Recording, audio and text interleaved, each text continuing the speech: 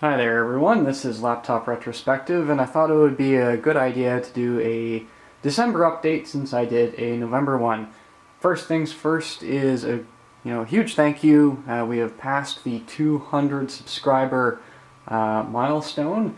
I know that we did a balloon for the 100 subscriber milestone, so here you are, 2 balloons, yay! In all seriousness, though, I am very thankful that I have such a supportive and also very thought-provoking fan base watching these videos.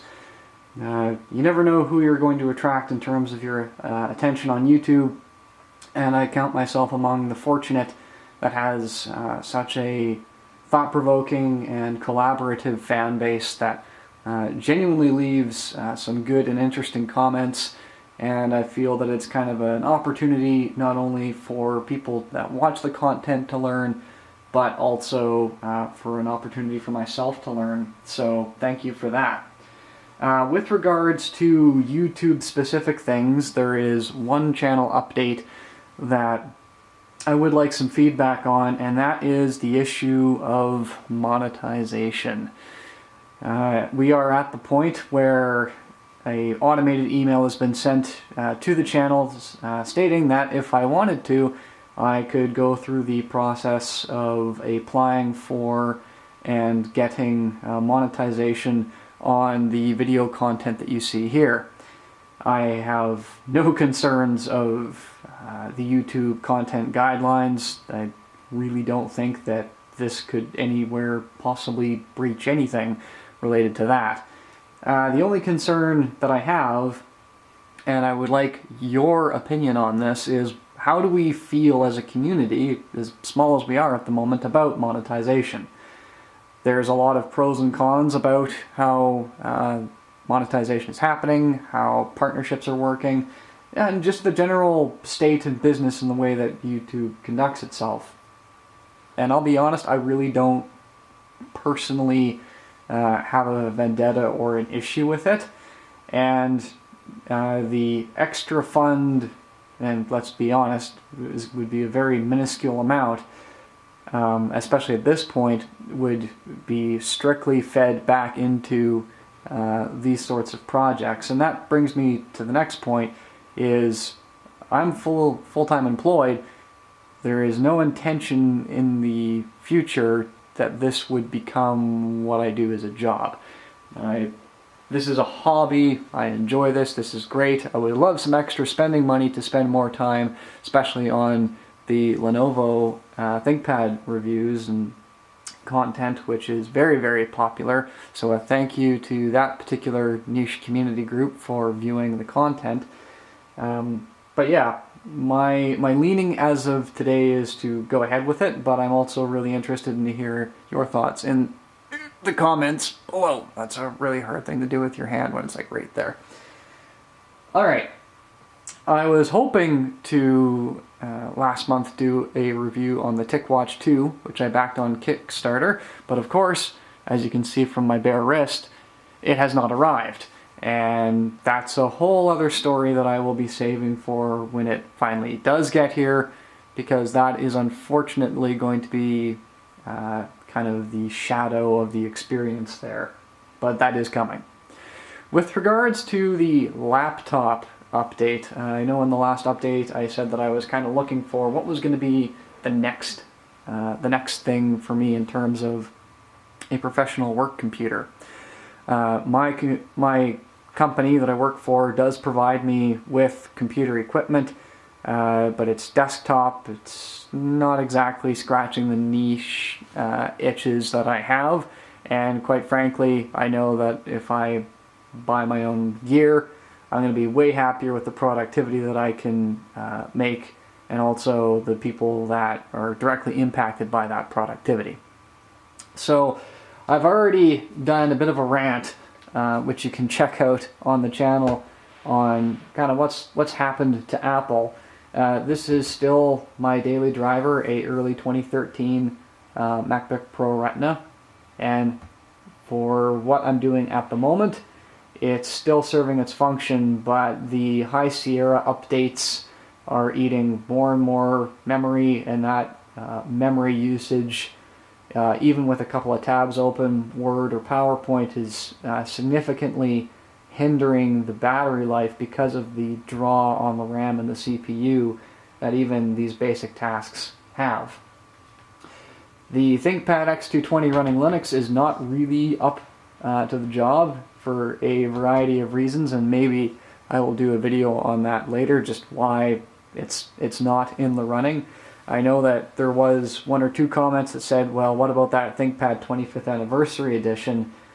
And I made the comment there, and I'll say it again here. I'm really disappointed to see that they're using last gen hardware in that unit, and seeing that just in general makes me sad, considering how much they want you to pay for it. It's very much a niche product that's for people that really, really like ThinkPad, and not necessarily those people that love productivity. There would be other better ThinkPad choices. And that leads me to dusting this off. This was actually my productivity machine before the MacBook, and you know what? This was actually really, really nice. You can tell that it was like one of those flip-over tablets. It was a HP touchpad, or pardon me, a TouchSmart TM2, and I currently have it in tablet mode to show you that it doesn't work the way it's supposed to anymore, and it makes me mad. Of course, what I mean by that in proper English is it was only really designed to work with the Wacom pen in a Windows 7 environment, and I need Windows 10. I need a current operating system just due to professional reasons, and because of that, all of like the really cool handwriting stuff that you used to be able to do with this, you can't. And there's a whole bunch of compatibility issues with some of the hardware. Some of you may have figured out how to fix that. I just can't be bothered.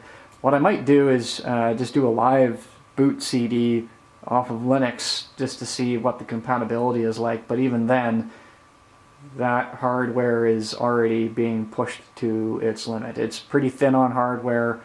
It's an i3. I can't recall what generation. I did a video on this, so go look up the details there. It's not a powerhouse. It's just running what you see there, and you can hear the fan just going to town. It's being dogged pretty hard just running Windows. Which leads me to the current competitors, if you will, for what is going to be the solution to all of this. And there are a lot of ones that got crossed off the list. Apple is off the list entirely. Razer is off the list entirely.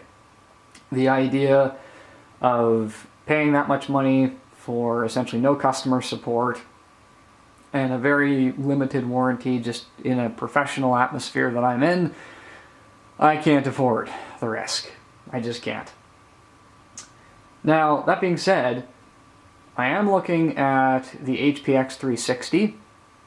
I'm still trying to find a couple in-store running 8th gen Intel chips that I can go in and take a look at and rub my hands all over and all that stuff. The downside is it's running the MX150 chip for dedicated GPU, but it does have touch support, and if you buy it through HP, it comes with the pen, and hopefully that pen's compatibility will have considerably more longevity than this one did.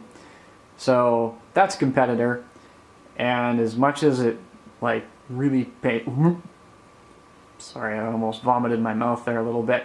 As much as it almost pains me to say it, one of the other competitors is the sorry.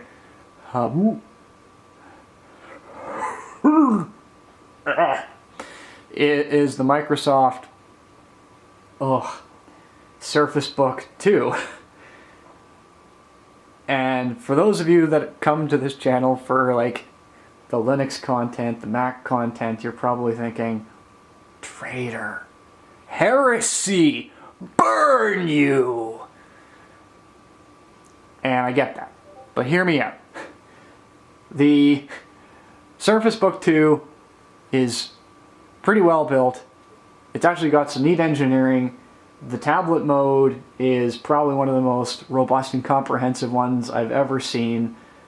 it actually has specs that could last long term and not short term. I know that upgradability and servicing are pretty much not going to happen with that unit whatsoever. However, and let's not even talk about the price, I get that. Even in my industry where I can receive some discounts on their products, it's still a huge pill to swallow. But in terms of hardware, battery life, the opportunity for extended warranty, customer service, and all of that plays a part in the decision-making process. In my position, I cannot simply make the decision based on operating system or based on specs or based on the company that builds it. It's a combination of all of those, and depending on what situation that you find yourself you find yourself in, you may be able to make choices simply based on specs and hardware, or simply based on the operating system, or blah blah blah blah blah. And I don't have that luxury. Maybe you do, and maybe that's a topic point for another conversation, is the benefits and trade-offs between operating system, specs, and brand or customer support, as I like to refer to it, because those three together really do culminate the expectations and prerequisites and requirements, whatever you want to call them, for the next purchase that I will be doing. Anyway, I've rambled for way too long. Hopefully this channel update gives you an idea of what's going on. I would be really curious to hear your comments down there, because YouTube still hasn't moved them, about anything that you've seen in this video.